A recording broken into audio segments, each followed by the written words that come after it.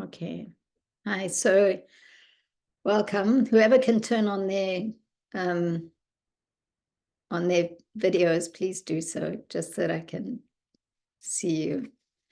Thank you, Sarah. And other Sarah, if you can too, that would be great. Okay. So as you can see, Mila's not here today. So I'm going to do my best to take you through this process. And I hope that more people will join us as we continue. So last week, we came to quite a seminal point in this process, because we learned that the process of Ion is really rooted higher than Das, even higher than Maimek, the highest level of Das. Learned that Ion is rooted in Bina Liba, or Avanta de Liba. That's what it's called, which is basically an oneg, which is higher than Ratzon. So now, if you didn't understand what I just said, it's okay, because he basically didn't really prove anything to us. He just stated it. He said, Ion is rooted in this very high place of oneg called Avanta de Liba, Bina Liba. And now what he's going to tell us is, in order to understand that, we need to learn about a few different ideas. Meaning that from now on, for a few paragraphs, we're going to get new information. And he's going to zoom in on that place before Chokhmah.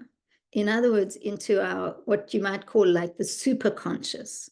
Once something is in Chokhmah, it's in our physical brain and it's part of our consciousness. But now he's going to zoom in to something completely different. I mean, it's not completely different. It's just looking where everything else is sourced. It's kind of like looking under the hood of the car, like what's driving everything.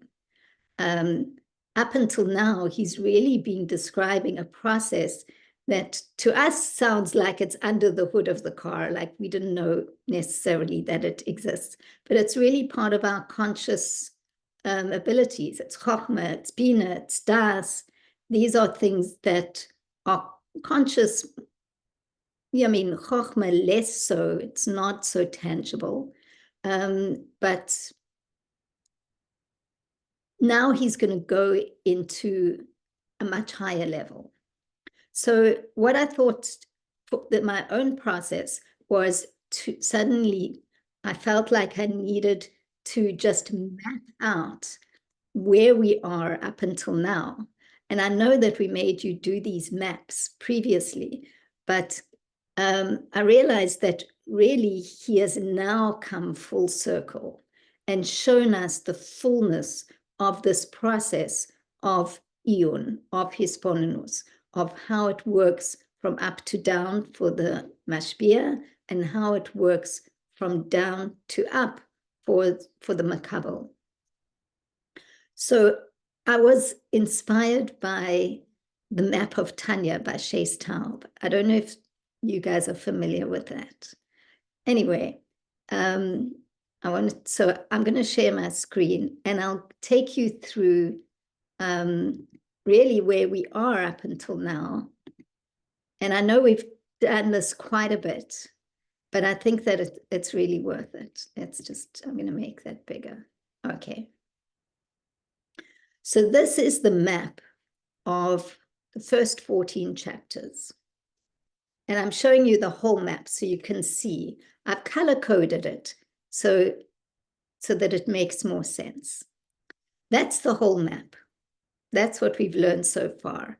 Each one of these boxes is a paragraph. I've done it according to paragraphs just because that's how it works. So now I'm going to go into detail and show you, and you'll see really where we've come from, what we've learned, very basically. I mean, not in a lot of detail. We're doing a kind of a summary. So we had here, let me just see. You can read this, right? It's not so hard to see. I'm going to try and make it bigger. Oh, there we go. So we had the introduction where he talks about the Shema, and he talks about the fact that unifying Hashem's name, which is what we do with the Shema, we have to, the word Shema means to understand. It means to listen and understand together. So he's saying the process of knowing God and understanding God and unifying Hashem's name is done through this idea of Shema, which is listening, which is connected to the idea of Bina, because Bina is listening. And he asks 3 questions. The real question is, how can we unify Hashem's name? Meaning, I mean, it's a big question. What does that mean? What does the Shema mean? And later on in the text, we understand it more deeply. But very basically, how do we really know the nature of Hashem? The transcendent aspect of Hashem, and also the part of Hashem that is very tangible, the Elohim part, the part that is nature. How do we combine these two and really know Hashem? And he says that's done through Shema. And then he asks 3 questions. He asks why the process of Shema is hisbonenus, this process of bina, of understanding. So he says, what is hisbonenus? Like, what does Shema mean? You have to do hisbonenus on Hashem, but what is hisbonenus? What am I supposed to do? Why does the word hisbonenus have a double nun, which suggests that there's something important about this nun? And the third question is why, and probably the most important, why is this process done through Bina and not Chokhmah? Because it's known that Chokhmah is a higher faculty. Chokhmah is similar to seeing, and Bina is to hearing. So we know that if we see something, we know it much more clearly. Should have said see. Hashem, Hashem is one. Why does it say listen here? So those are the questions. And he then says, in order to answer these questions, we need to give you information. So this is what we've been learning. We started off learning what is Chabad. It says, first of all,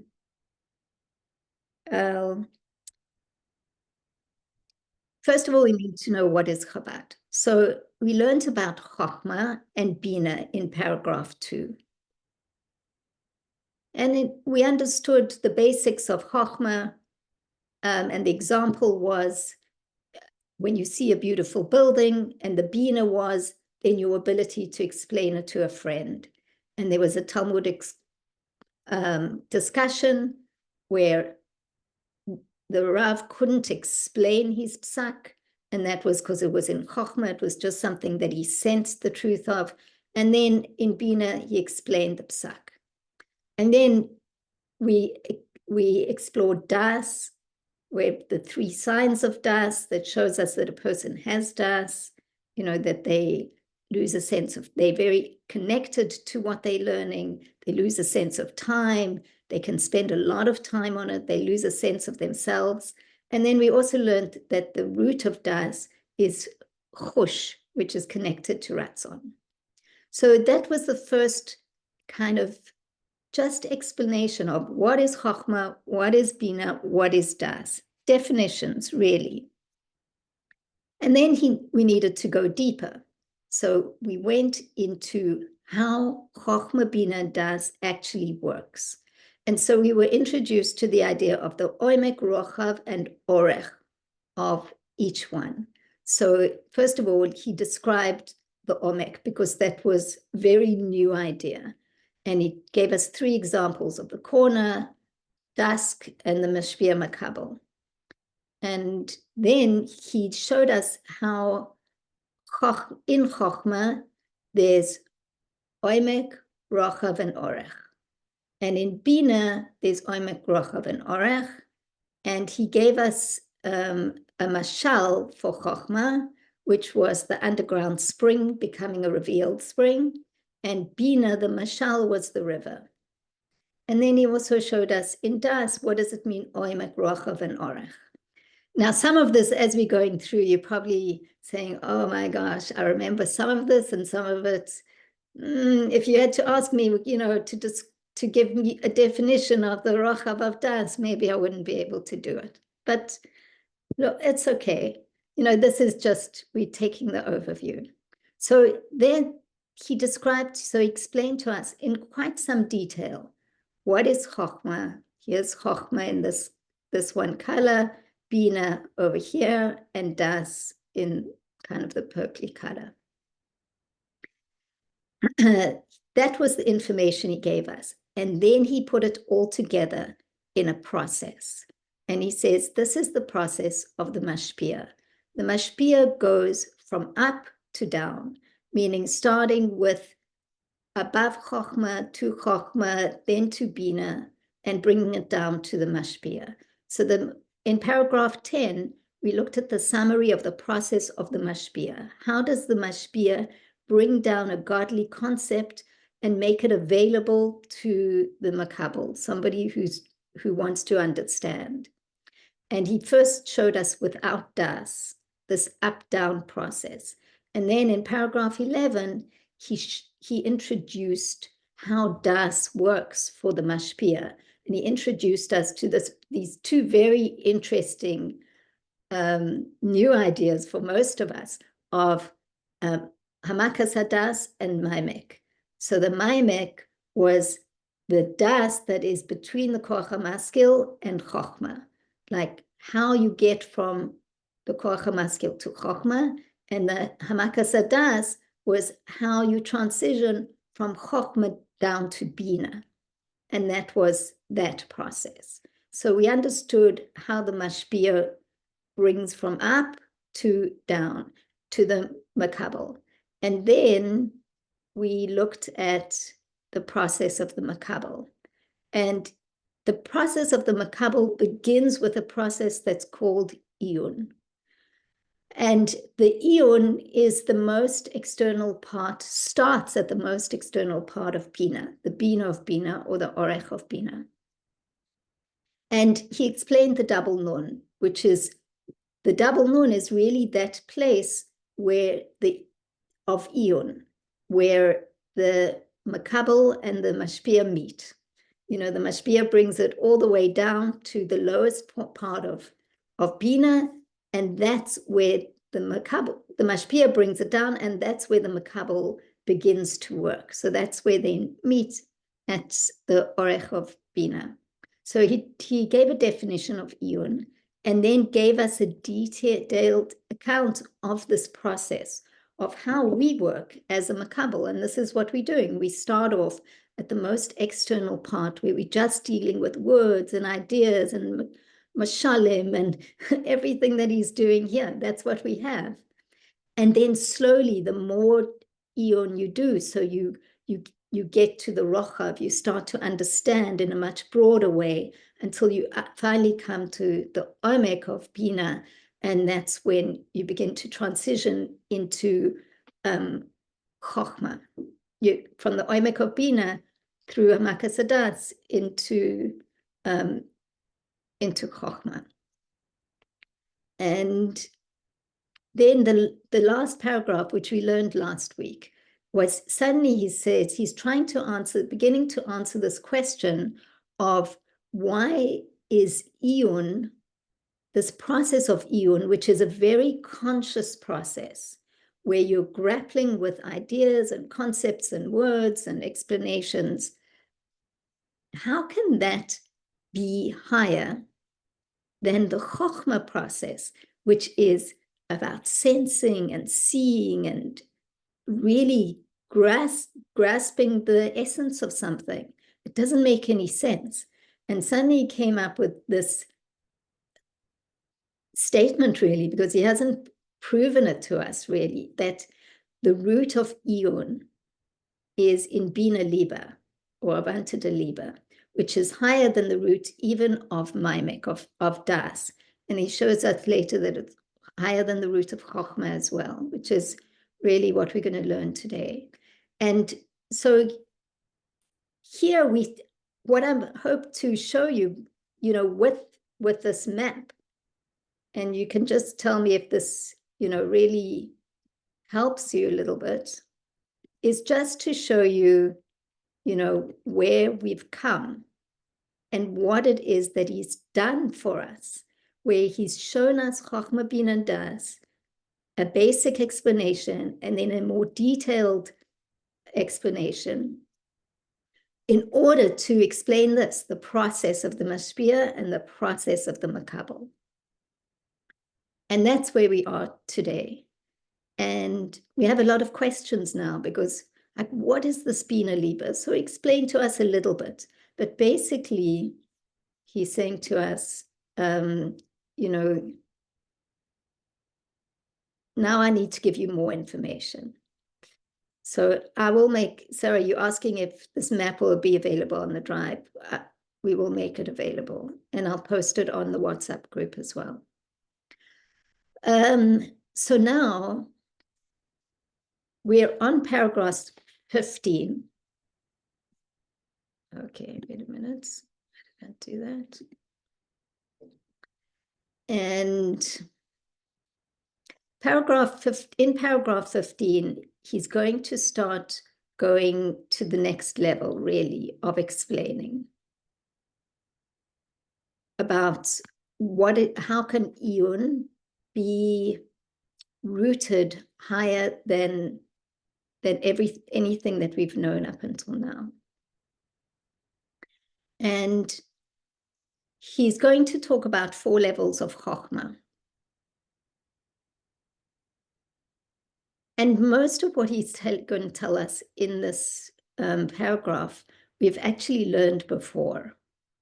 And then he's going to add a little bit. So in order to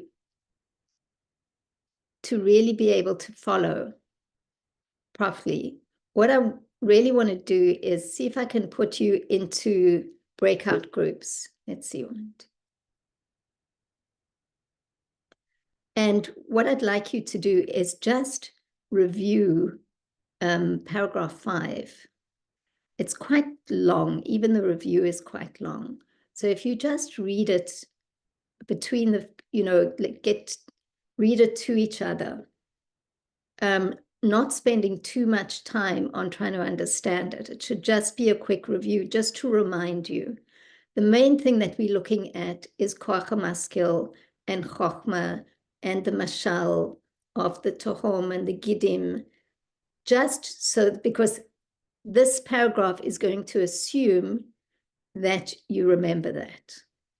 So rather than doing it with you, I would rather that you do it in smaller groups, because sometimes if I read it, I'll be the only one who's understanding it, right?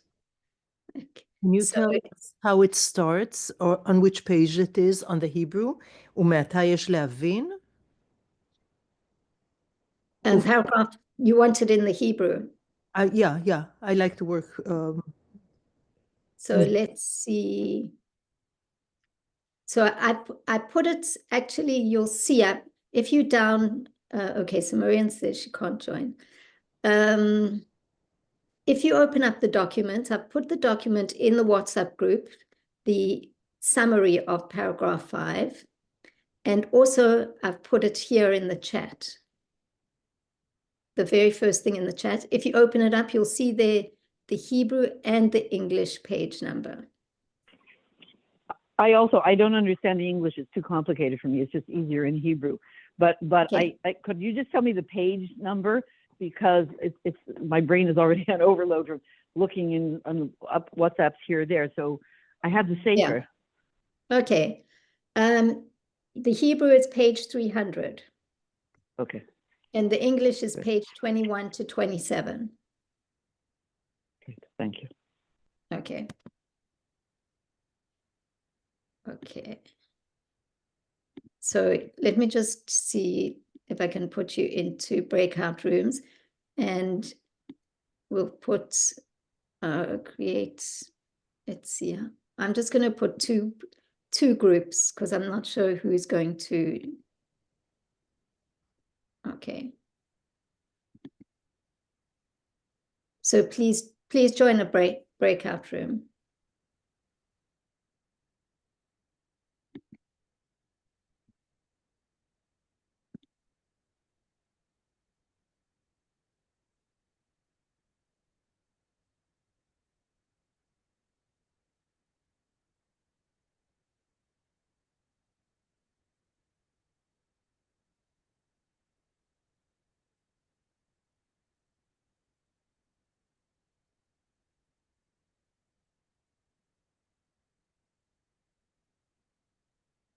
Tzipi?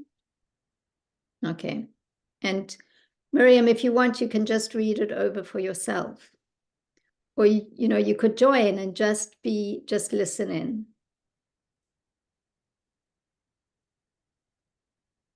Mysticness of the thought from before. So, right, I hear what you're saying though. Okay, I see that there's a lot of discussion going on. I hope that this will really encourage you to create a chavruta. You see, the process of learning with somebody and doing, like reviewing with somebody is enlivening. And it's easier than doing it alone, certainly in the beginning.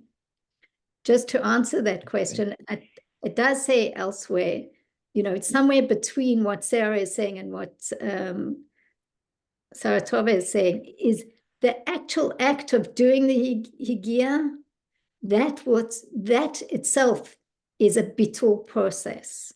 Like it forces you to let go. Just that experience of trying to understand and breaking your brain is a kind of it's a Shimamon process. That's how it just happens. You don't have to make it happen. All you have to do is do intense higia, and you will have that experience. It happens. Okay, so the purpose was really just to get you to remember more or less this process. And I hope you got it, even if you didn't go through all of paragraph 5. Of where does Chochmah come from? It comes from the Koach HaMaskil. The Koach HaMaskil has 2 aspects to it. Maybe you didn't get to the mashal yet, but the mashal was of the tohom, of the aquifer, the underground aquifer, and then the veins of water that come from the aquifer and then become revealed in the Chochmah.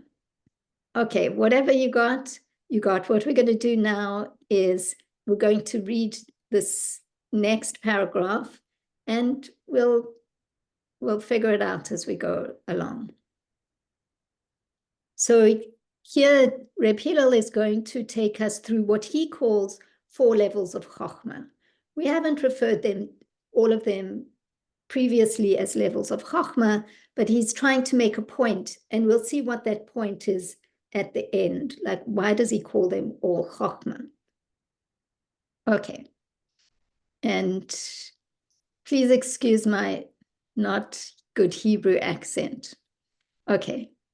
ולהבין בתוספת ביור עניין הנ"ל, בבחינת העיון, איך ששור בהבנת דליבה.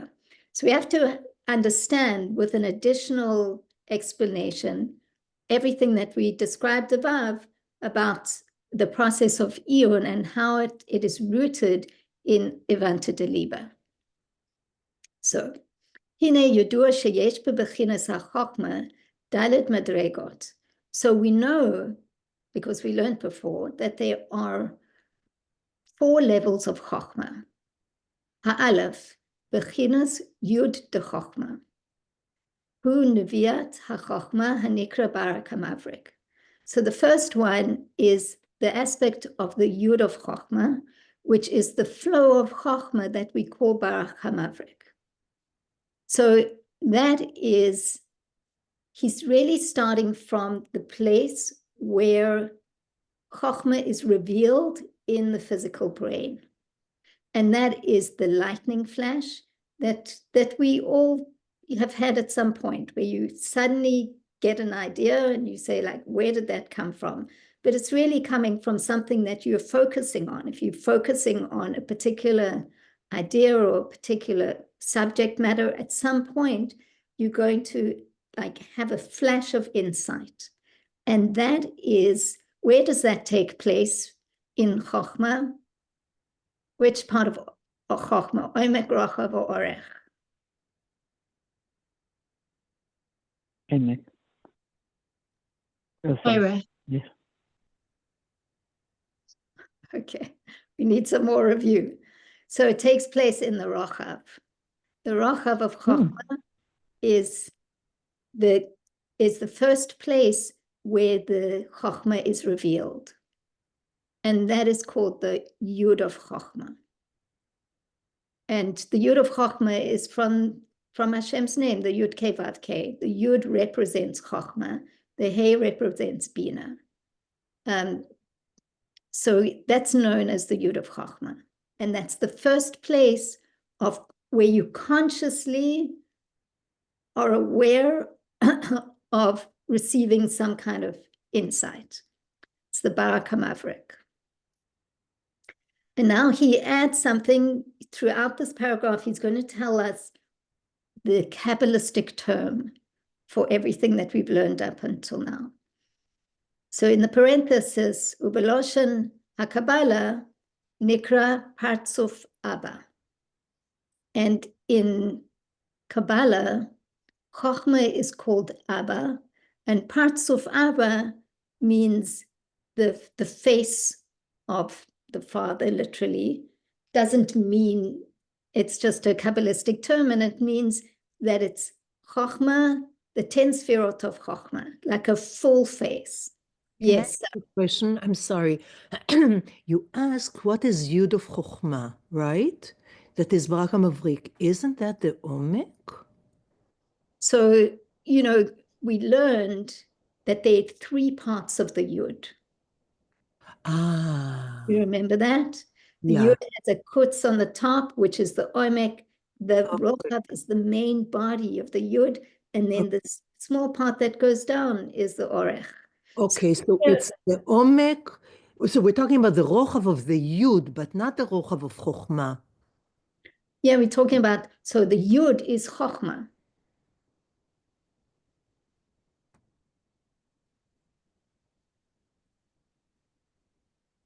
The Yud of Chokhmah. It's Yud de Chokhmah. So here we're talking about, he's saying the Yud of Chokhmah.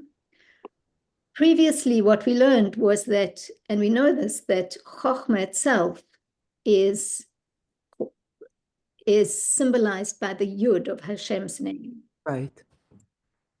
So he's making a generalization here. That's the way I understand it. Okay. Sometimes you say something in a general way and sometimes in specific. So he showed us previously that in Chokhmah, there are 3 levels. And if you look at the Yud, there are 3 aspects to the Yud as well. But the essence of Chokhmah is the Rochav, like that's the main body of the Yud. Okay. So here he's making, in my mind, like a bit of a generalization. He's not being so detailed. He's saying in the Yud of Chokhmah, this is the flow of Chokhmah. It's where it's revealed, and it's called the Barak HaMavrik. Okay. This is where. I also have a question. It seems to me that it would come from the Kutz, because if the Barak HaMavrik, it's coming from Koyach HaMaskil, then it's coming from the top. It would also be Omek. So the Omek, as we learned, is an ayin. And it comes through it. Barak HaMavrik coming from? Where is it? What is it describing? The Barak HaMavrik is literally like a flash of lightning. Barak HaMavrik is... I understand. How is it connected? Because I see it coming from the Kutz, from the Koyach HaMaskil, unless it's connecting to the Bina, going to the bottom of the Yud. No, you're absolutely right. This is what we're going to learn.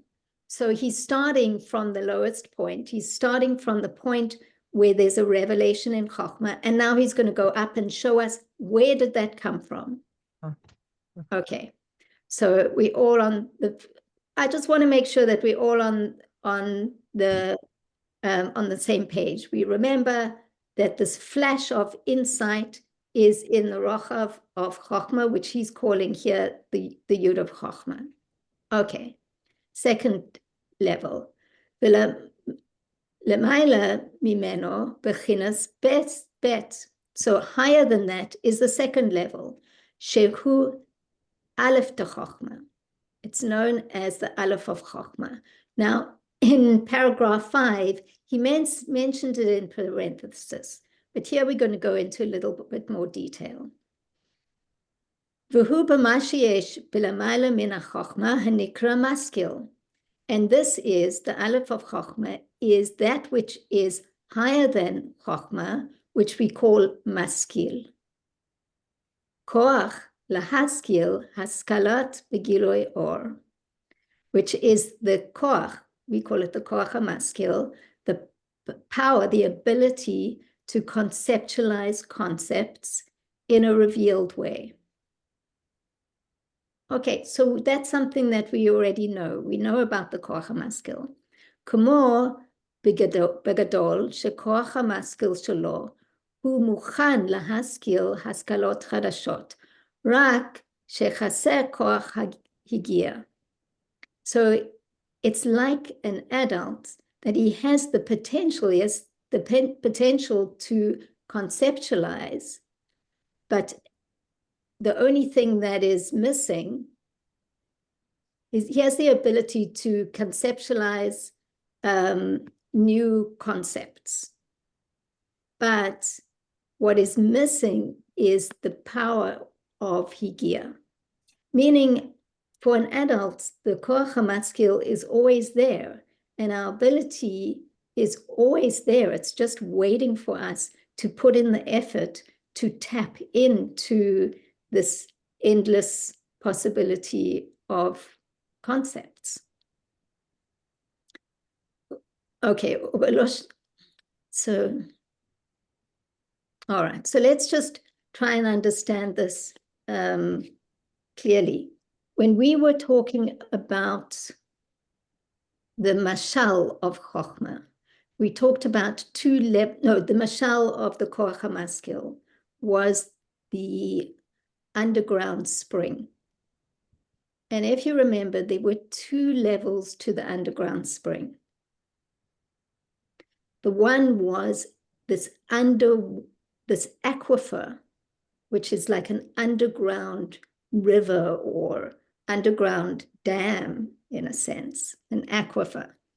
And then the water was brought to the surface of the ground by veins. We call them gidim, veins of water, like a well. And then the moment it hits the surface of the earth, it became revealed as a wellspring. And the revealed wellspring was what we called the Barak HaMavrik, the Rochav of Chochmah. That's when you could see it. But beneath the earth, there were 2 levels. There were the Giddim, the veins, and then there was the Tahom, the aquifer. So now this Aleph level of the Koach HaMaskil are actually the Giddim. Now we're calling them Aleph. But the next level up, we're going to look at Pele, which is really the same. For those who know Hebrew, Aleph and Pele are the same letters. They just rearranged. Aleph, Pele. It's kind of backwards. So where does this Giddim come from? They come from the underground aquifer. But now the Aleph aspect is more this process of it being revealed. Like Tzipi was asking, where does the Barak HaMavrik come from? So previously we learned that it comes through the Omek, but it's coming through these Giddim, the Aleph of the Koach HaMaskil. And we learned another detail, which is going to describe now in more detail, is that actually, although we experience it first in Chochmah, at the same time that there is a revelation into Chochmah, there's also a revelation into Bina.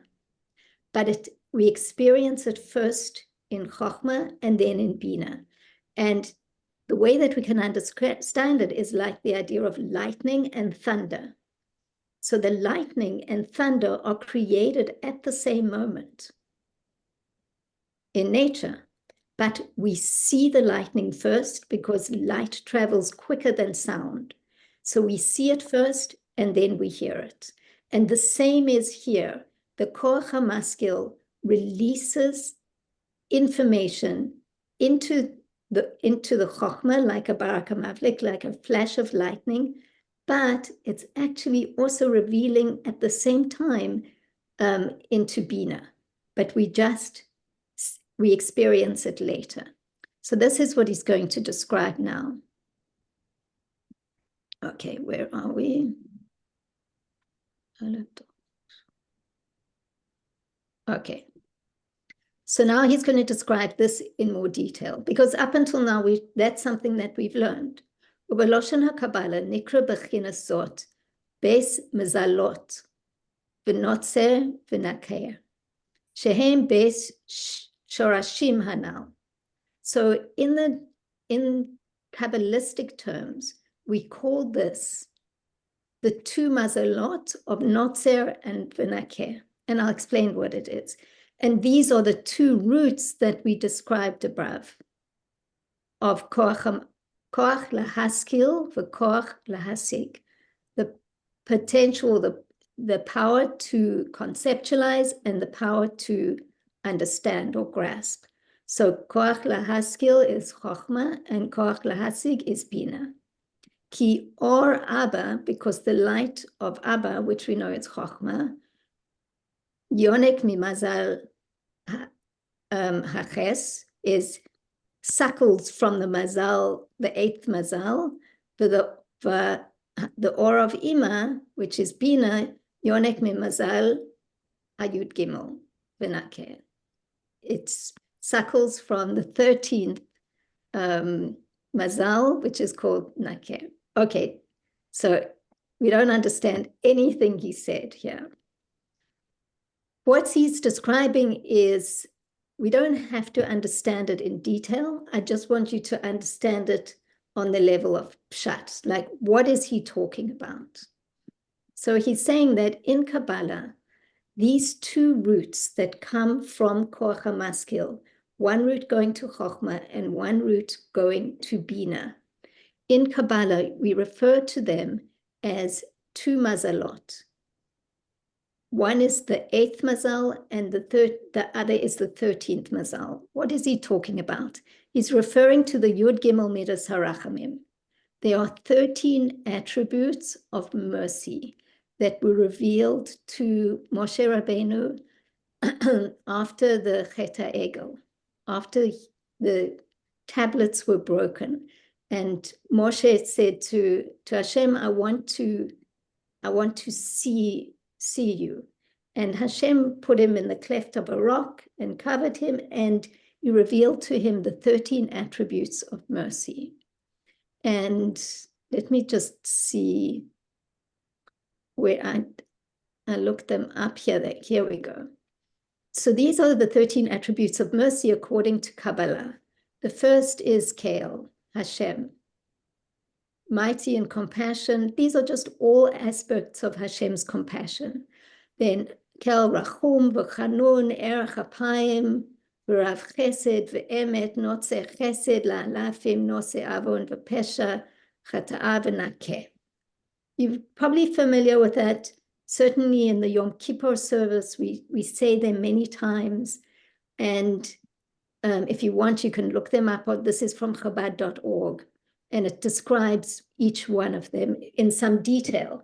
But the two that we are interested in is number 8, Notzer Chesed, which means maintaining kindness, which goes into the mazal that feeds into Chokhmah is Notzer Chesed, and the 13th is V'Nakeh, pardoning, and that feeds into Bina.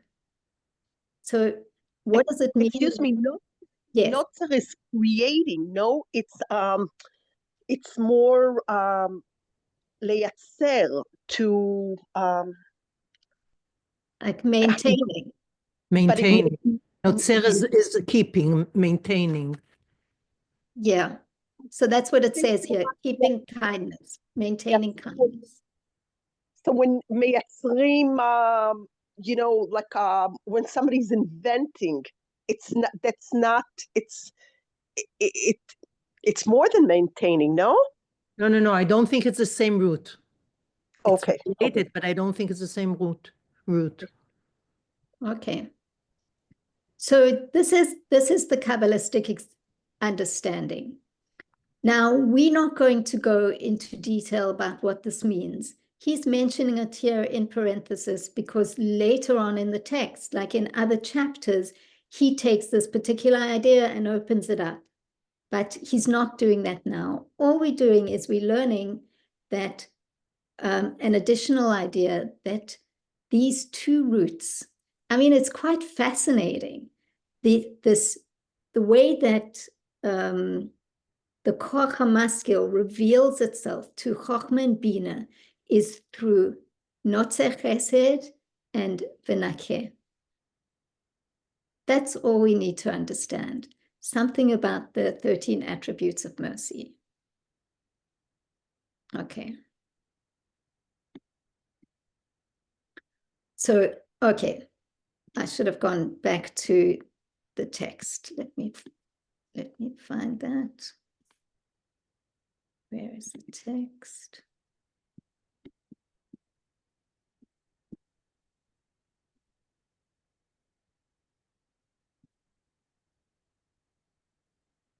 Sorry, just bear with me a moment. There we go. All right. Okay, so that was the second level that he's talking about. So we are basically going up. We had the revelation of Chochmah in the Yud of Chochmah, which we know is the Rochav of Chochmah. Now, where does that come from? It comes from the Koach HaMaskil, but from what part of the Koach HaMaskil? The Aleph of the Koach HaMaskil, which are the Giddim in the Mashal. But here he's telling us that in Kabbalah, they refer to as the two mazalot, Notzeh Chesed and V'nakeh. Okay. Now, higher than that, V'lamale mimeno hu b'chinas gimel, and higher than that is the third level, shehu b'chinas pele.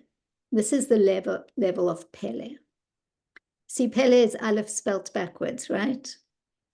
So it's, in a way, it's saying it's the same thing, but it's rooted in a different way. Shehu etzem koach hamaskil, and this is the essence of the koach hamaskil. It's the tahom, this underground aquifer. Shebilti efshari lo lavo l'dei giloi. It's impossible for it to be revealed, to come into revelation. Klal. כמו בקטן, שאין שכלו מוכן ליבו לידי גילוי.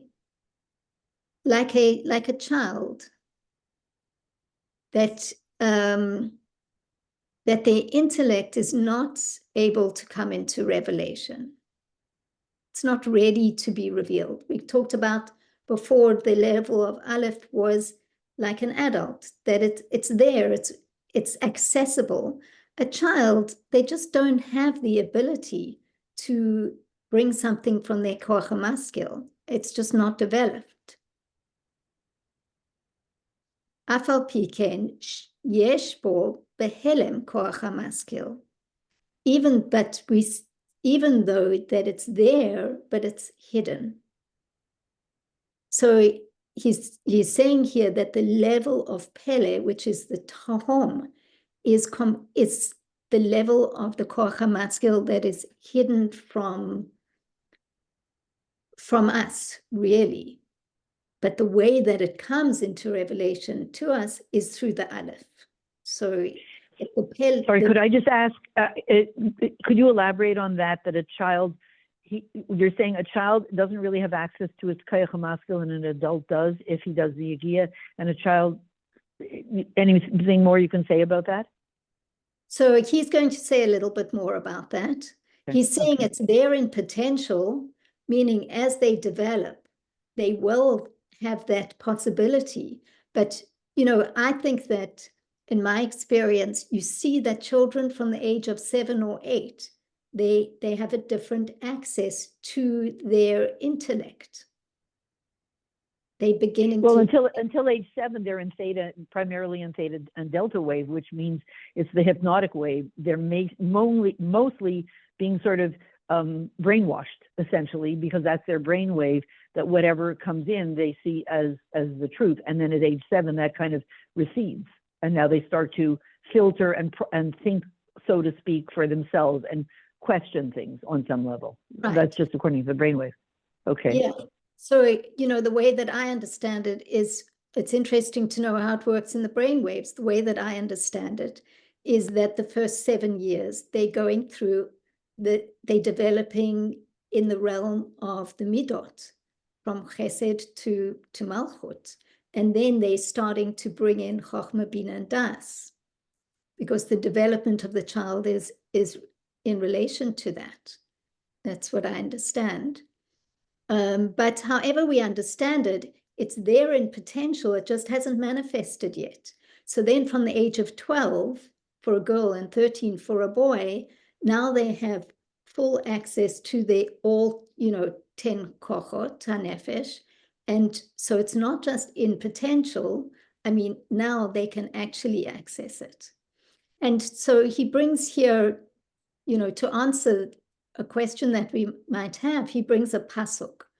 V're'imima de butzin, how do we say this? I wrote it here.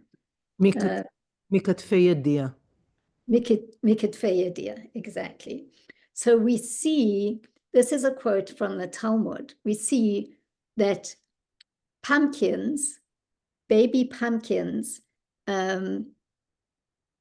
you can see from when they're budding that they're going to be a pumpkin. So you can see in the child, and actually in the Talmud, it's connected to a great sage who asks a question to 2 young children who are both themselves going to become great sages. And he says to them, who do we say blessings to? And they say, Hashem. And he says, where is Hashem? And one of them points up to the ceiling, and the other one goes outside and points to the sky. And then he quotes this. He says, both of you are going to become rabbis. And he says this, from pumpkins, from the blossoming of a pumpkin, you can see the pumpkin. So what I did here for myself, and I'll show you, is I want to show you what a blossoming pumpkin looks like. Right, let me see. Oh, so some people say it's not a pumpkin, it's a cucumber. And this is what a blossoming cucumber looks like. You can already see the cucumber, but it's the beginning of the process. So let me see here. Oh, those are pumpkins. And this is the blossoming of the pumpkin. Look, here's the pumpkin. You see the pumpkin? You can barely see it, but there it is. That's what it's going to look like. Most vegetables are like that. It's first flowers and then creates. It's like that with oranges and lemons and like everything, flowers first and then. Yes, but he's saying that at the same time that it's flowering, which is the very, very beginning of the process, you already see the fruit. You already see the potential of what's going to be. Very unusual. So the thing is, for Miriam, it's if you have a garden, it's not unusual at all. He's just using the example of a pumpkin or a cucumber, but it's true of every single fruit. The moment it's beginning to bud, you see attached to it is the beginning of the fruit. So it's saying here that children have this potential. It's there in potential, just like the budding. You see in the child where they're going. You see their potential. Okay, so he's saying this is like the pele of the koach hamaskil, that it's hidden, but the potential is there to reveal it, but it's hidden. B'loshen HaKabbalah nikra b'chinas zot chochma stima. So in Kabbalah, we call this aspect chochma stima, which means the hidden chochma. This is chochma stima. Okay, now we go to the next level. So we've gone from the Which means it's reveal. not supposed to be dried. Okay, I'm just going to mute you there. Okay, so we've gone from the revealed, where the flash of lightning comes in. The revealed chochma, above that is the aleph of the koch maskil. He calls it the aleph of chochma. And those are the giddim. That's the way that it comes into chochma through the oimek. He doesn't mention oimek though in this process, because the oimek is just a gateway. So that you have the aleph of the koach maskil, and now we have the pele of the koach maskil, which is that underground aquifer. It's the source. Now what comes before that? Where does that come from? So now he's going to take us to a new level that we haven't learned before. Basically, everything that we've learned up until now, that he's told us up until now, we've learned it. We did learn it maybe with other words, and he added a little bit here and there, but we should have remembered most of that. Okay, now we're going to learn something new. V'lamala mizeh hu b'chinas dalet, and higher than that is the fourth level. Shehu b'chinas chochma shebe'atzmiut haratzon. And this is the chochma that is in the essence of the ratzon, which is the desire. Ki hine yudua inyan haratzon shehu merotzet v'hamshachat hanefesh v'hitlabish be'eser kochot. Okay, so we'll take it to there. So now I'm going to tell you a few things, and we'll go back and review it to understand it. So now we're going into a level called the chochma in the ratzon. So we know that the idea of ratzon is the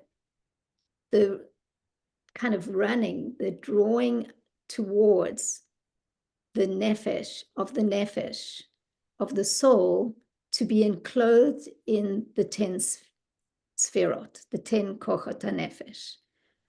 So what he's saying here is that we know that the desire is the place where it's the beginning of the movement towards the 10 sfirot, which is Chochma, Bina, and Das. Chochma, Bina, Das, Chesed, Gevurah, Tiferet, Netzach, Hod, Yesod, and Malchut. This is where it begins. There's that movement towards wanting to bring something into revelation. It's the desire. V'lachen kol ese kochot hen gnuza, or gnuzot beratzon. And so the 10 sfirot they're hidden, gnuzot, in the ratzon. So within the ratzon, you have all of the 10 sfirot. And within that, the ratzon, the nature of the ratzon is to want to then bring those into revelation. V'nimsa shebechinas chochma hagnuza be'atzmiut haratzon hu merotzet hanefesh v'hamshachta hitlabesh b'koach hamaskil. Okay, so we find that the aspect of the chochma that is hidden in the essence of the ratzon is the movement of the nefesh to be enclosed in the koach hamaskil. V'zehu ikar atzmiut u'mahut hasechel, and this is the essence of what the sechel is. U'beloshen hakabbalah hu bechinas chochma shebepatzuf hagalgalta. And in the words of Kabbalah, this is the aspect of the Chochmah that's in the Partzuf of Galgalta, which is like the full face of Galgalta, which means the skull. And we know that the Ratzon is in the skull. Okay, so let's try and unpack this a little bit. So he's saying here that this fourth level, which we haven't talked about before, is where does this lightning flash, this Barak HaMafrik, come from? So he's tracing it back. And he's telling us that ultimately it comes from this level of Chochmah in the Ratzon. And what is the Ratzon? Within the Ratzon, there are the 10 Sfirot, but they're in a way of Knuza, which means they're hidden. And the Chochmah of the Ratzon is this movement of the soul to bring from the Koach HaMaskil into Chochmah. So that's where the end product of that is the Barak HaMavrik in Chochmah. But now he's showing us that it's sourced, it's rooted actually in Chochmah of Ratzon. Okay. Does anybody, let me just see, I'm going to show you, oh no, let me stop sharing. I'm going to show you an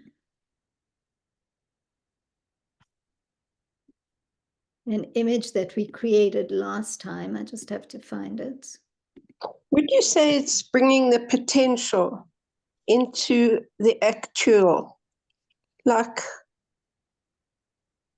actualizing potential?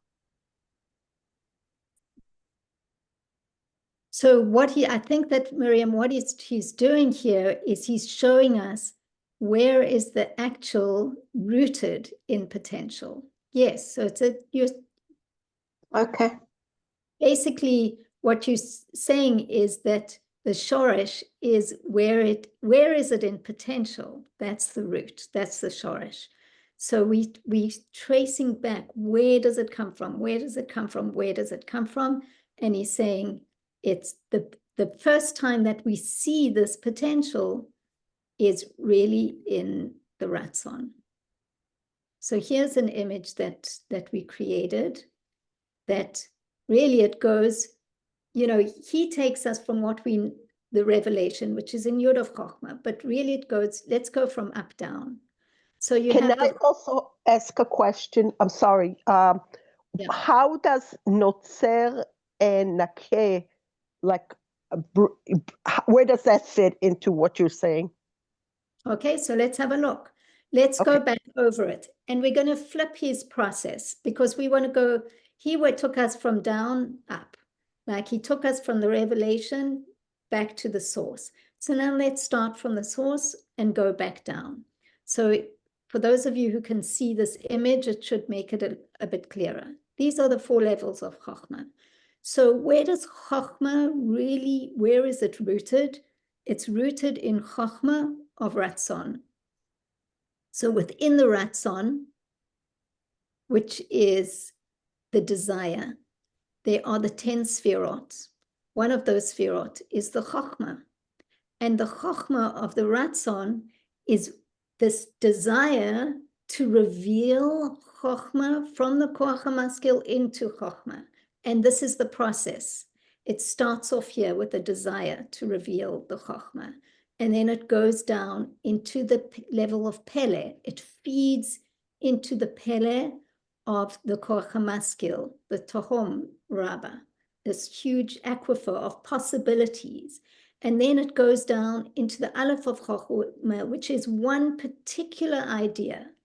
So in Pele, you still have an endless possibility of what Chochmah you're going to reveal. And then it becomes, the way that I think of it is Aleph, it becomes one thing. It's a focus. It's the Aleph of Chochmah, and those are the Giddim. It's drawing up one idea, because now you're focusing on one idea, depending on my higia. If I'm going to be focusing, like doing higia into Shara Yuchud, I'm going to come up with, my Aleph of Chochmah is going to be something related to what I'm learning. If I'm doing higia into, I don't know, like gardening, then I'm going to get ideas about gardening. So here, the Pele is endless potential. That's why it can't be revealed. We would be completely overwhelmed. So then we focus on one particular idea, and that gets revealed as the Aleph of Chochmah. And then, well, it's semi-revealed. Then that, from the Aleph of Chochmah, which is the Koach HaMaskil, the Aleph of the Koach HaMaskil, there are two roots that go into, one of them goes to the Yud of Chochmah and the other goes to Bina. So, Tzipi, to answer your question, here, the Aleph of Chochmah are the Mazalot, and they are two ways in which the Aleph of Chochmah reveals itself. One of the Mazalot goes into Chochmah and the other goes into Bina, which is an amazing idea, really. It shows you that Chochmah and Bina are both rooted in Koach HaMaskil, even though we experience the process as first going to Chochmah and then Bina. And I think it's profound, because it means that Bina is also connected to the very essence of the concept. If you're really tapping into your Koach HaMaskil, you are going to get a revelation that is very connected to the truth. All right.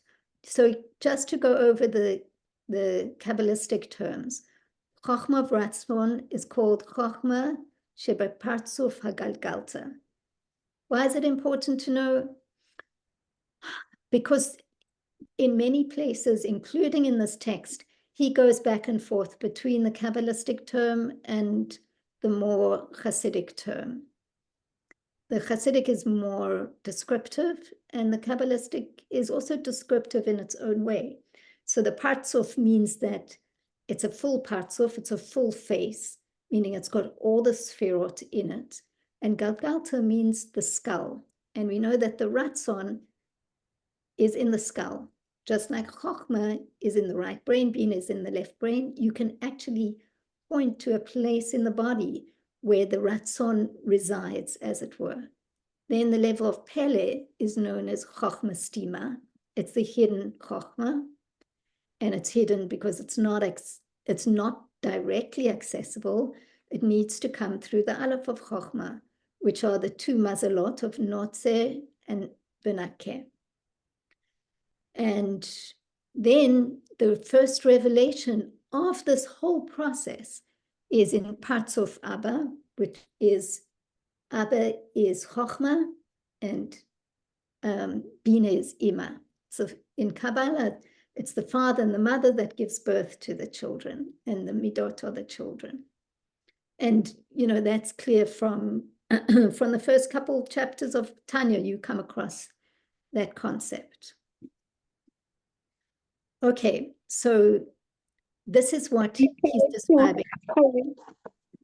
Maria? Are we connecting this to the mazal of chesed and pardoning or cleansing, you said? Yes. Not chesed v'nakeh. Look, the not chesed, it's really interesting. Like, what does that mean? The nakeh also is the cleansing or pardoning.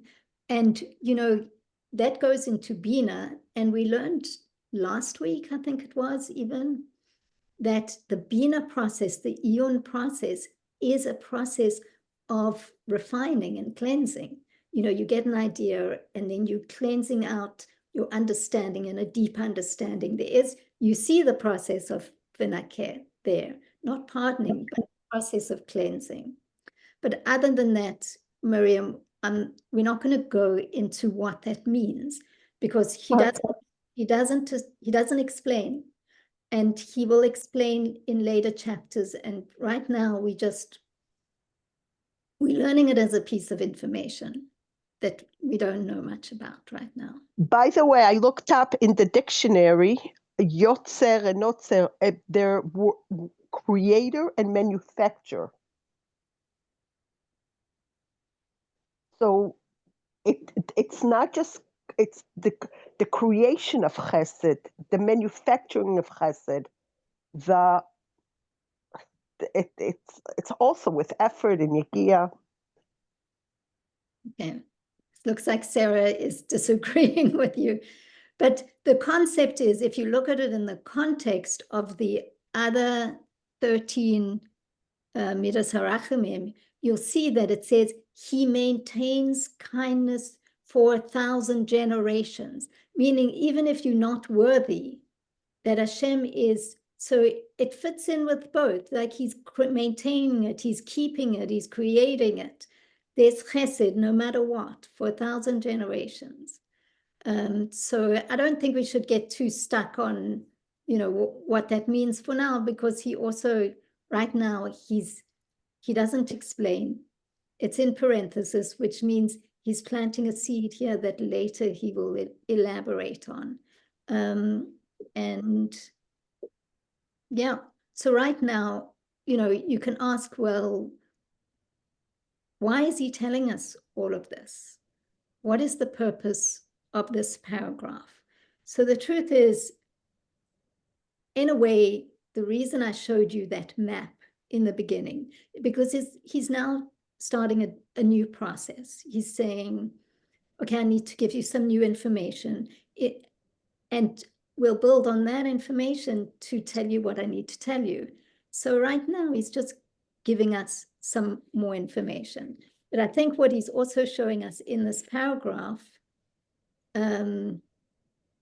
is he wants to show us where Chochmah is rooted. So he's saying that Chochmah is rooted in the Galgalta, in Ratzon. And where is Iyun rooted?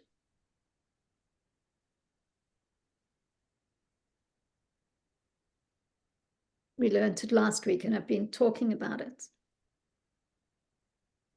Avanta de Liba. Right. And where is Avanta de Liba? Das. No. Don't guess. Where is Avanta de Liba? Bina? Okay. No, we're asking what is the root of Iyun? Iyun is in Bina, but where is it rooted? Koch HaMaskil? No. Where is Avanta de Liba? Okay, we learned it last week, so maybe we don't remember so well.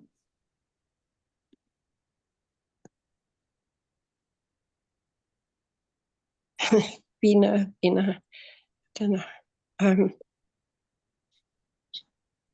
Guessing. Okay, no guessing. Yeah, I don't know. So he's trying to show us, that. Tainug. It says a tainug, right? Nachon. So Bina Liba is in Oneg. And Oneg is higher than Ratzon.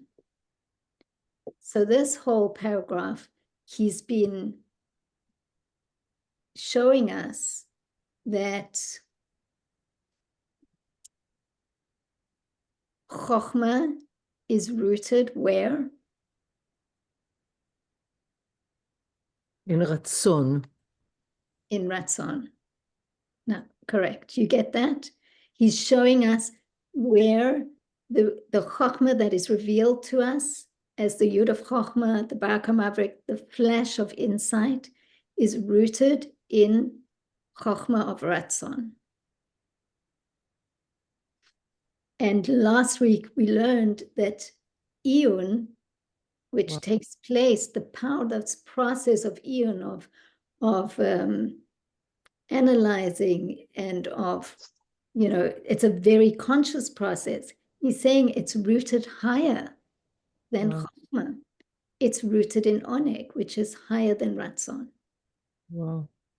And that's what he's going to show us. So he needed to do all of this to show us where is Chokhmah rooted. It's rooted in Ratzon. And So- next week, yeah. So if Chachma is, sorry, drumming. No, we can't hear. It's fine. Okay, so if Chachma is rooted in Ratzon, that in the body is the skull. And if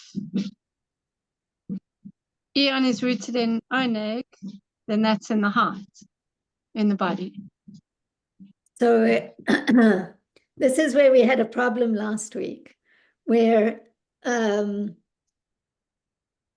it's not necessarily the heart as we think of it, because usually we think of the midot or the midas as being in the heart. It's usually we say that oneg in general doesn't have one particular place in the body. That's in general. Like you can't say, like when you have pleasure, where do you have pleasure? You can't say, oh, I have pleasure in my fingertip. Or even ratzon, it's hard to say, a desire is hard to say where it is. Plenty to do. I have plenty to do. But he did say last week that Avanta de Liba it's the understanding heart. It's the integration of mind and heart.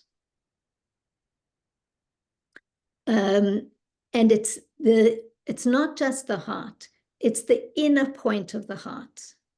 Pnimius nukudat halev. So now you're talking about there's the outside of the heart and there's the inside of the heart. And it's a different experience. So on the one hand, he says, yes, it's in the heart. But on the other hand, it's not the heart as we think of it, because the heart as we experience it usually is more the external aspect of the heart. So this is Pnimis Nukudat Halev, the inner point of the heart. And Oneg is higher than Ratzon. And, there's nothing higher than the skull. And so it's part of Keter. It's the superconscious. It sits on top of the skull. Emunah and Oneg are part of Keter. And Ratzon is also part of Keter, but it's the lowest part of Keter, Keser. So I'm saying yes and no. Like, don't get attached to the idea that Oneg is in the heart, because then you can have a lot of problems, because then you get into this new age thing of like, oh, well, I just, if it feels good, if it feels pleasurable, I'll do it. We're not talking about that. And that can be, really problematic for us, because then we can just go after the easy pleasure, which is the animal pleasure. Here we're talking about a very refined aspect of reaching the heart, not through coming down, but through going up. What does that mean? That's this whole process of Iyun. Normally, we understand that you go Chokhmah, Bina, Das, and then down into the Midot. And the Das is bringing the Bina down into the Midot. That's the model that we're used to. So this process of Avodat HaMochin is with Iyun, we're going upstream. Instead of coming down, we're going up we're going from Bina to Chokhmah to Koach HaMaskil to Ratzon to Oneg, and reaching the heart from this very high place. It's a very, very different experience. It's kind of like the Iyun is the outside, the most outer part of the heart. It's the Orech of Bina, which is like the most external part of Bina. And then you moving in and in and in and until you get to the Omek of Bina, and then the Omek of Chokhmah. It's like the deepest, deepest part of the brain. And then you go beyond the brain into this koach hamaskil, this endless reservoir of potential of ideas. And you're touching maimek and ratzon and all of these very, very deep places. And so it's a different journey than just saying, the heart. So that's why we want to be careful. Yes, Sarah?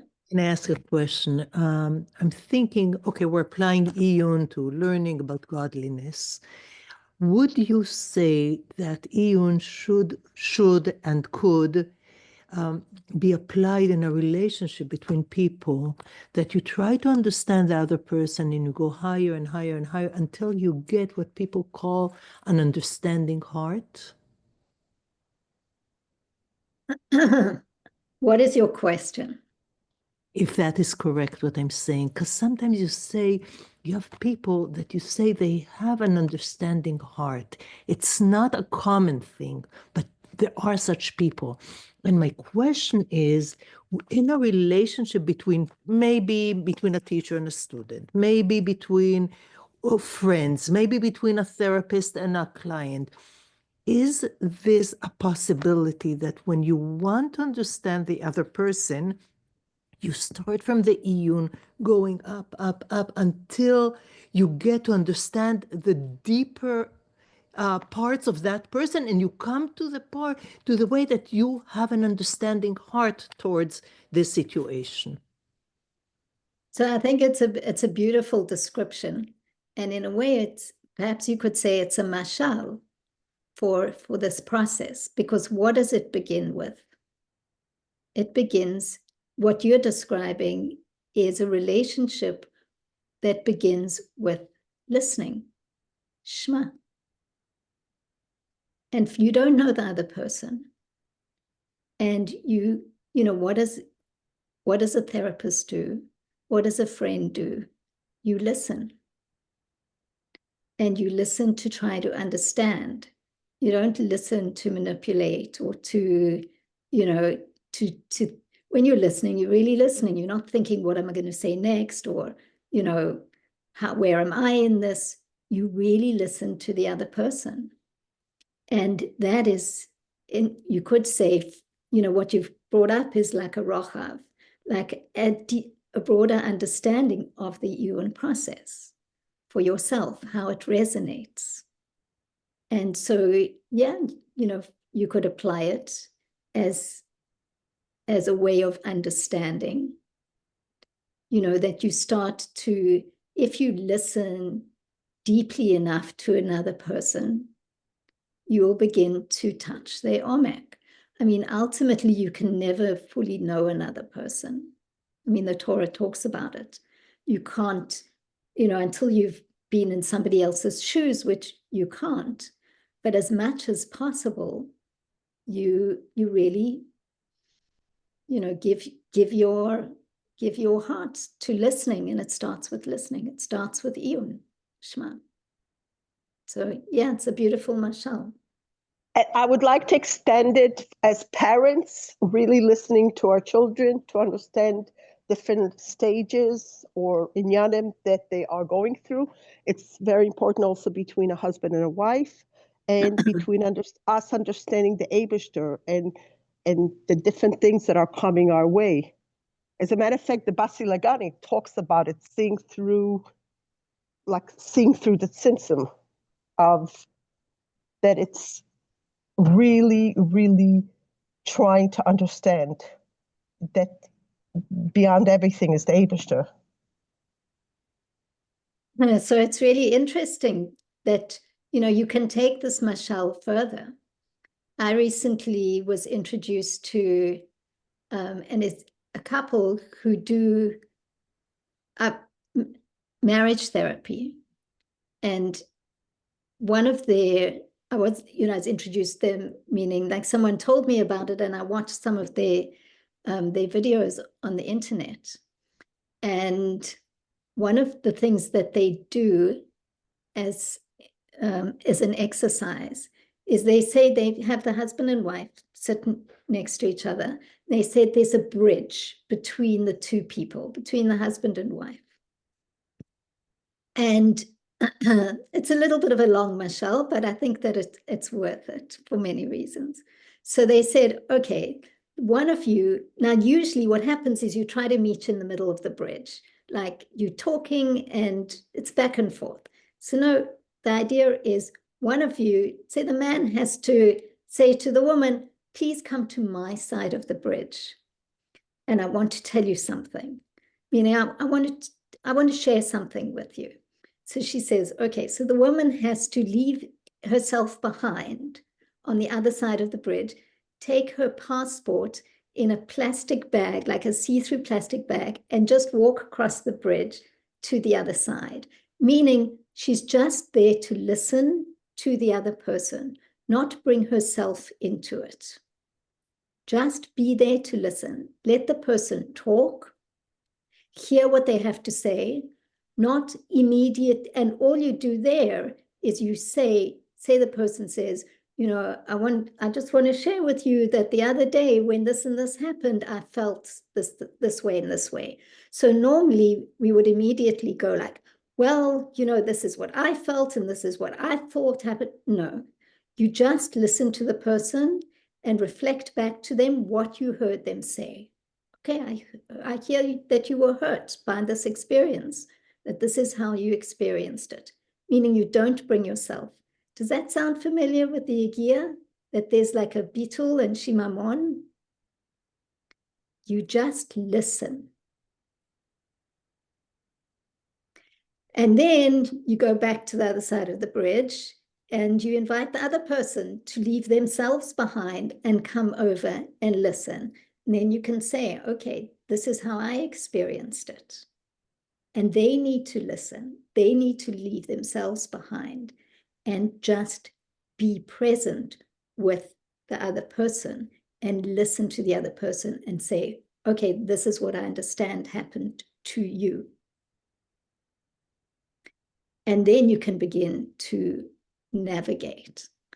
So I don't know, that's just what it made me think of, because there is this, in order to really listen, you need to put yourself aside. If you know, constantly saying like, oh, but I know that Chochmah is this and this and this. No, listen to what the teacher is trying to tell you. Listen to try and see something new. Otherwise, you know, we never really hear people. We just hear ourselves. We never really learn anything new because we always just comparing it to what we already know. And so this is, it goes, why I say it's like going upstream is because it's not what we're used to. We're not used to going across the bridge with a little plastic bag with our passport in. We take all of our, you know, 30, 40 years of experience and we meet in the middle of the bridge. Like, meet me halfway and then we can just, you know, get confused. Could I say something about the process of bittul in the brain? Yeah, sure. So I feel that in this generation, it's a hair away from, because we don't know how to do bittul in the brain, you know, shut off everything that we understood reality to be or an idea to be, and just go into bittul. What happens is a split second later, the brain just shuts down. And the person starts thinking about, you know, did they move the car to the other side of the street or something like that. It's a very difficult skill to learn in this generation because our brain is on off. I'm either interested or I'm not interested. You know, my brain is either activated or shut down or distracted by something else. So I guess I don't know how to do that. I definitely know that almost everybody I know either knows how to, their brain is shut down. Like, hello, are you still there? Oh, sorry, I was thinking about, did I put enough salt in the soup? I would love to learn how to let go of the previous approach to thinking without my brain shutting down. So I think what you're describing, this is how I understand what you're saying. In this generation, more than other generations, we have a lot of access to a lot of information, which means that we have a lot of distractions. I mean, just the internet itself is an enormous distraction. And also the fact that we can be tuned into what's happening around the world all the time means that we're being bombarded. Our brains are being bombarded with information. Most of it we don't really need to be concerned about, but nevertheless, we are being exposed to it. Most of us are from a previous generation in a way. I think it's for the younger people who are growing up with the internet. There's a big mental health crisis because of it. And the way that the internet works is that it wants you to, like go quickly between ideas. So even if, you have these, first you had YouTube, now you have YouTube Shorts, because nobody wants to concentrate for 10 minutes or 12 minutes. Now it's like 1 minute. So our concentration is getting more and more challenged.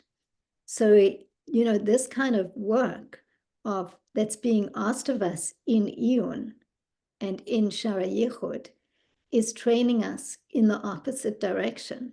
So if you want to know how to do it, what you're talking about is a lack of das. Because we said, what are the 3 signs of das? Anybody? Wait, can I just add one piece of that before you continue?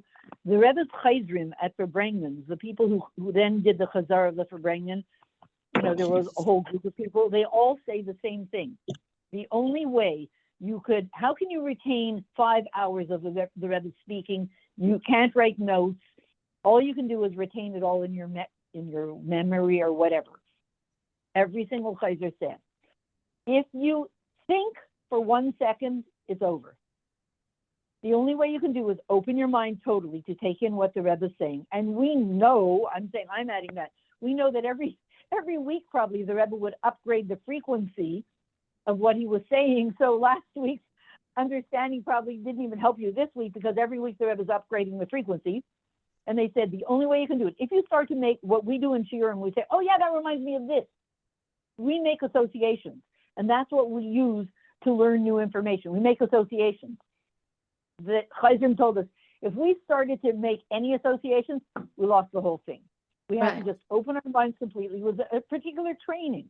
Open our minds completely, be blank for 6 hours. Can you imagine? Be blank for 6 hours and just take it in and take it in and take it in.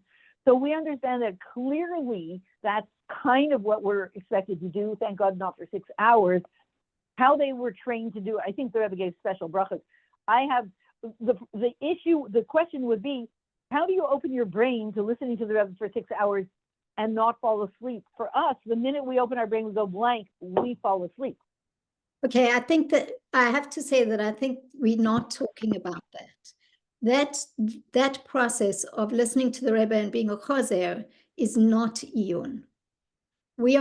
It's a different process in the brain, and I believe that it's a chush because you see that it got passed down to families.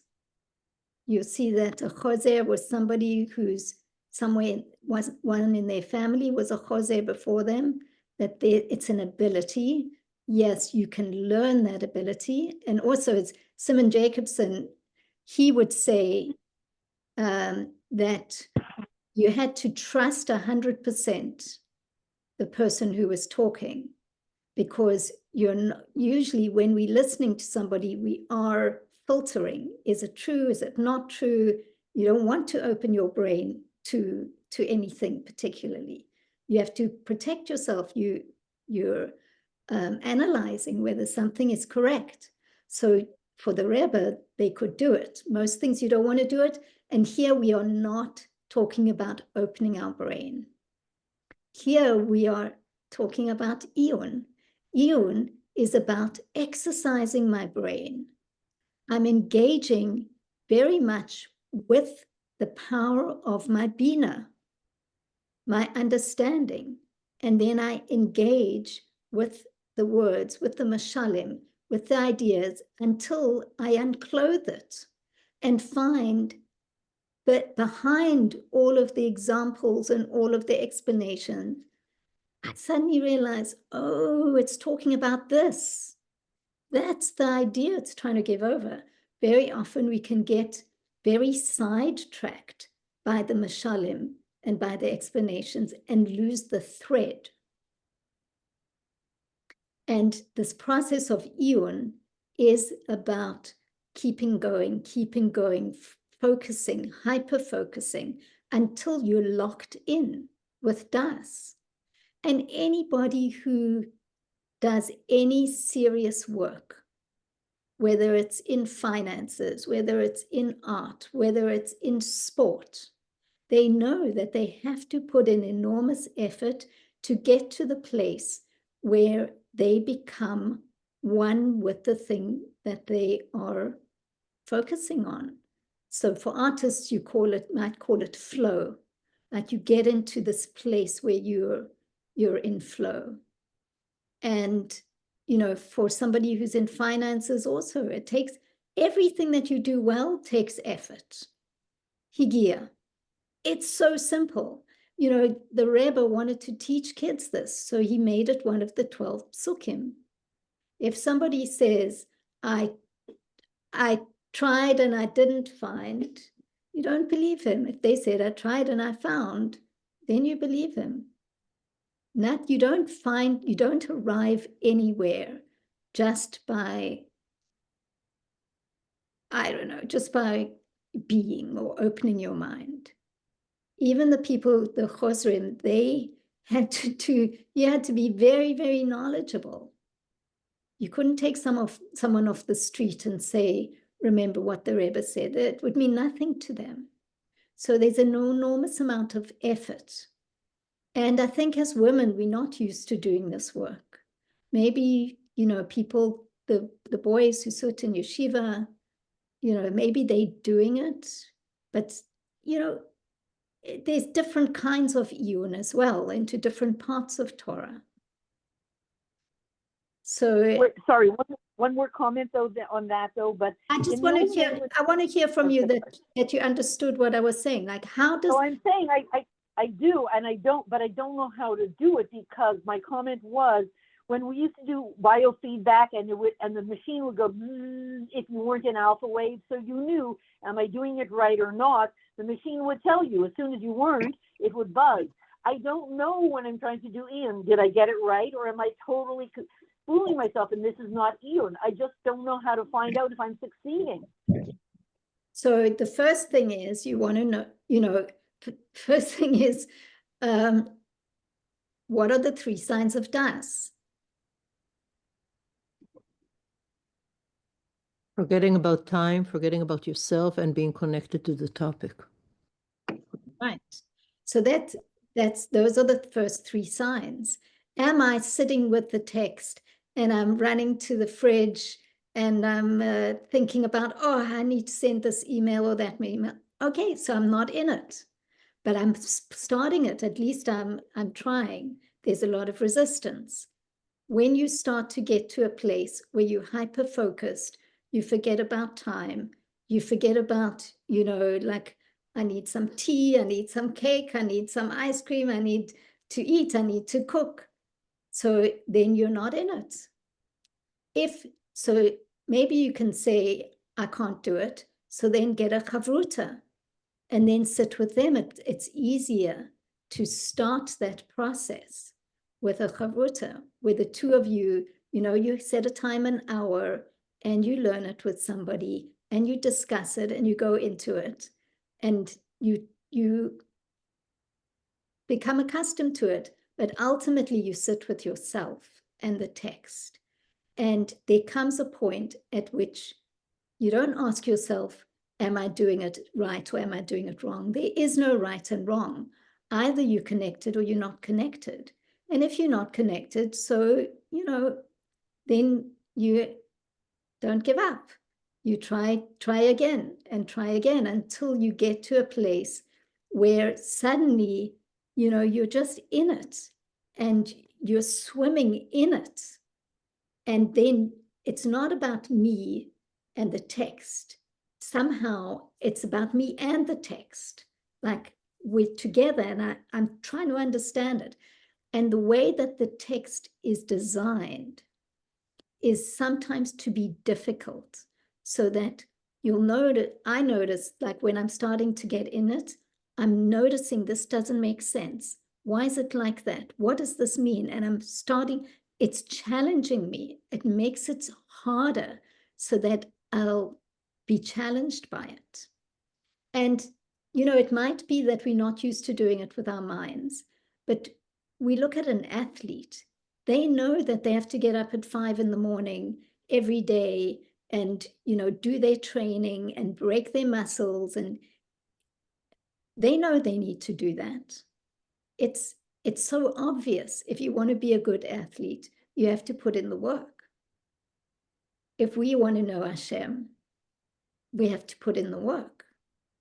And so we might say, Saratova, I hear you saying, and I don't know why you're saying it really, because I know that you've studied a lot of Chassidus, that you feel like maybe I'm not doing it right, maybe I'm not doing it. Just do it.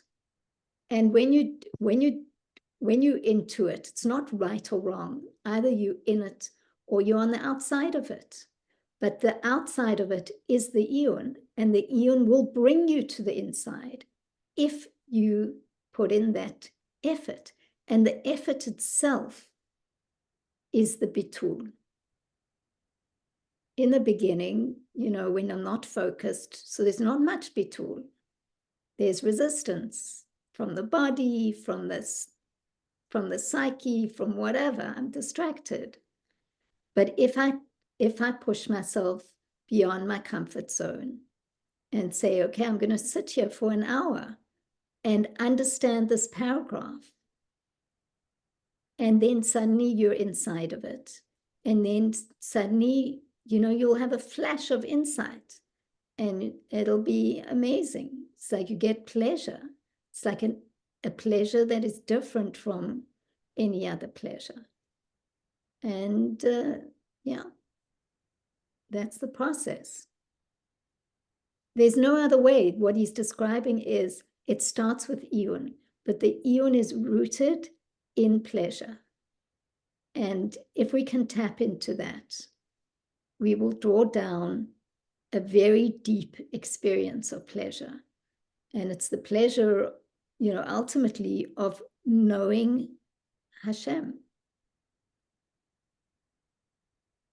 So can you speak to that? Just, I want to hear if it resonates for you, or if it's, you still have the same question. You're asking me? I want to hear Yes. what everybody else. I want to hear what everybody else says. They didn't have the question. You had the question. Oh, I see. No, I mean, I do that all the time when I teach. When I teach, I can't even, if a bird chirps, I can only be totally focused on that, and it's incredible amount of concentration. And yes, all kinds of insights are coming. I don't know if that's really it. I just know I used to learn with Shira Malka, and she used to say, "You got it. This is not like you're getting it all wrong. You're doing it wrong." So that's why I'm very sensitive to whenever I'm teaching, learning Shari Yichud, like, no, you're doing it wrong. Trying to make associations. Well, I So can't that's speak. why I don't know if there's a right way and a wrong way. There's just your way. Now, teaching is one thing. Teaching is not, there's a hyper focus, but I don't think it's Eon. Your preparation for teaching may be Eon. What do you do to prepare? I don't know. I do it on the spot. You don't prepare. No, I do it on the spot. I do it on the spot. The process is happening simultaneously. You don't prepare for your class. No. Okay.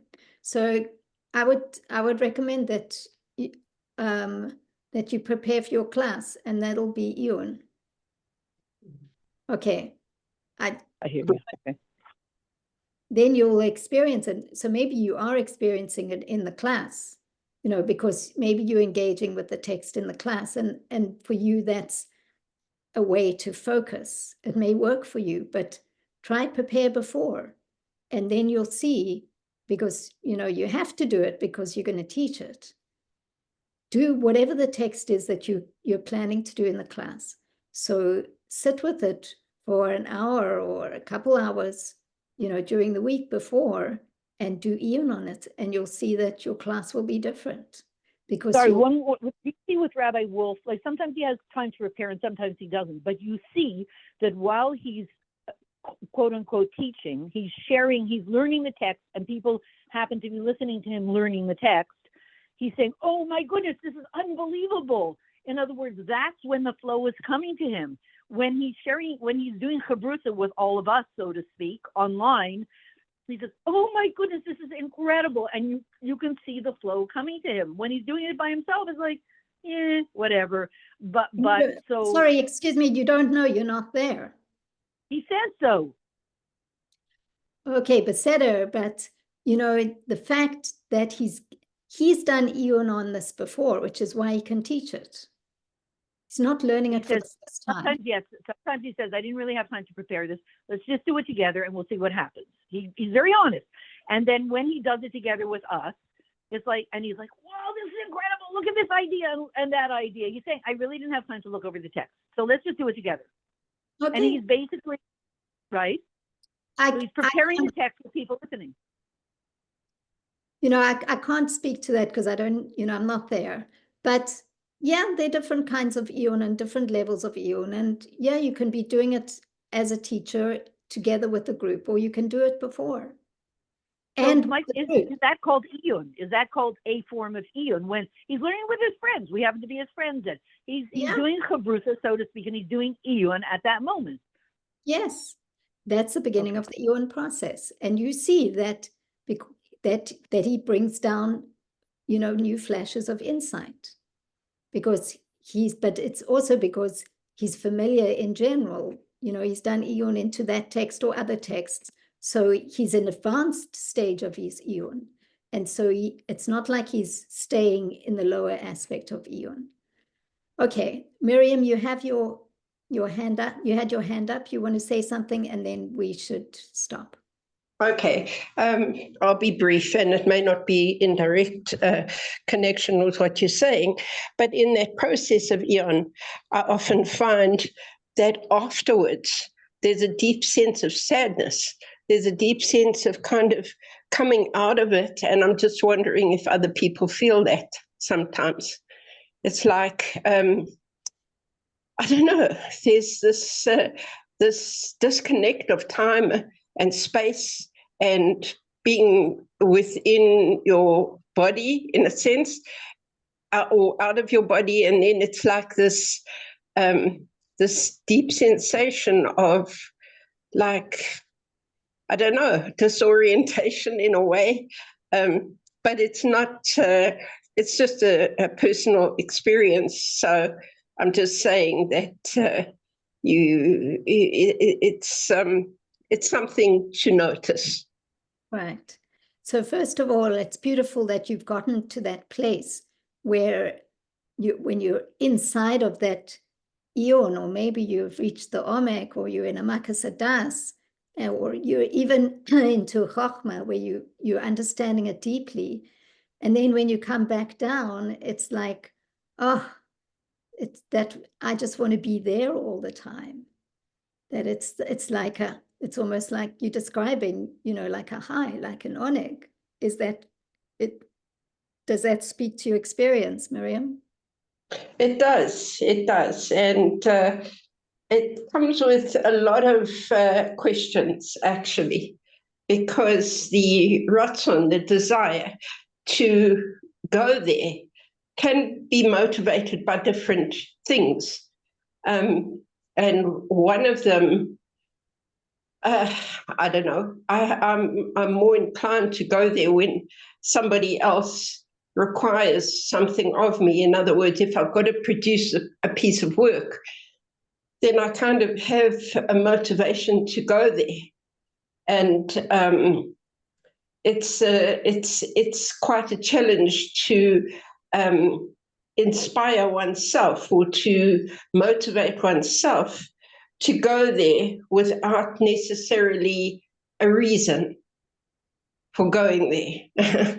It's quite difficult to explain, but No, yeah, so yeah.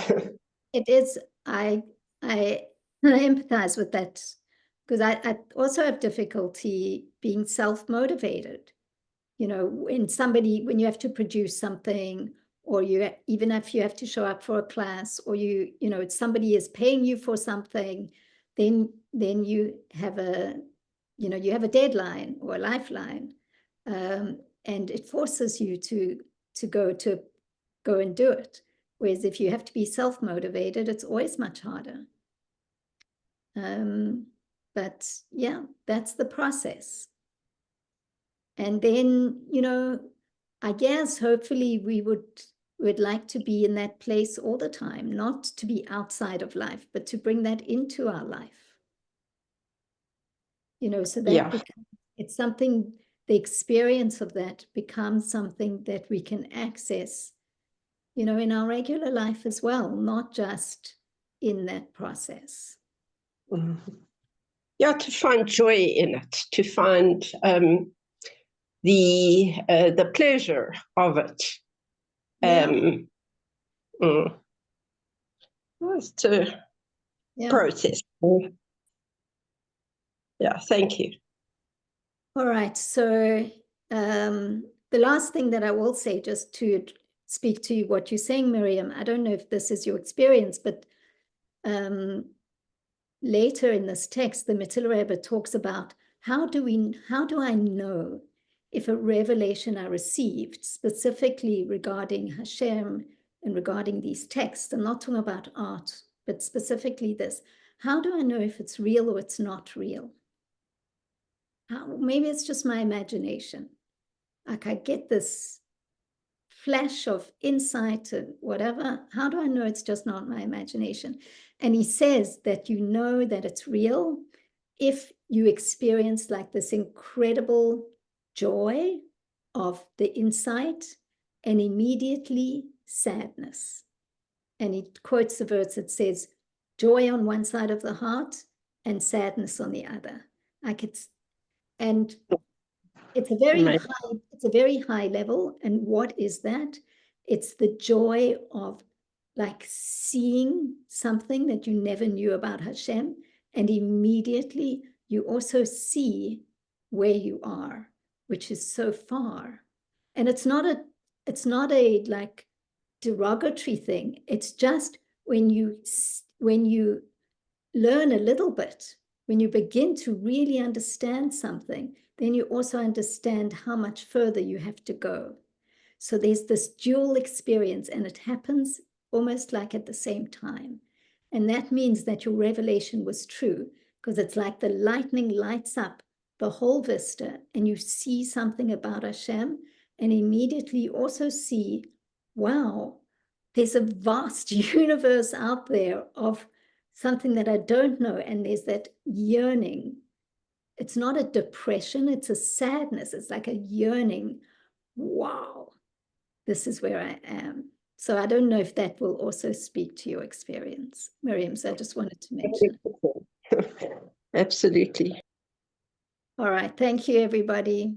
And we'll see you next week. And Bezrat Hashem, Mila will be back with us again. Very much. Okay. Thank you. you. Take care. Bye. Thank you. Bye.